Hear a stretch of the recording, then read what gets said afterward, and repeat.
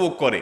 এই যে কুফরি কালাম পড়ে অনেক অলৌকিক কাজ করা যায়। একটা আস্ত সুস্থ মানুষ অসুস্থ হয়ে একদম কবর পর্যন্ত চলে যাবে, আপনি টেরও পাবেন না, ভয়াবহ রোগ হবে এই ব্ল্যাক ম্যাজিকের কারণে। কালো জাদু, এটা যে বললাম খেলোয়াড়দেরকে পর্যন্ত করা হয়, এটা আমাদের দেশে ঘরে ঘরে।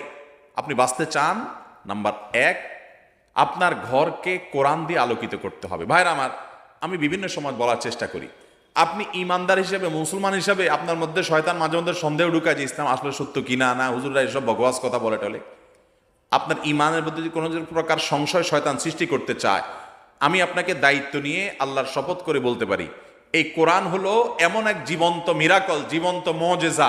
এই কোরআনের অলৌকিকত্ব দেখার পর আপনি ইমান আনতে বাধ্য হবেন।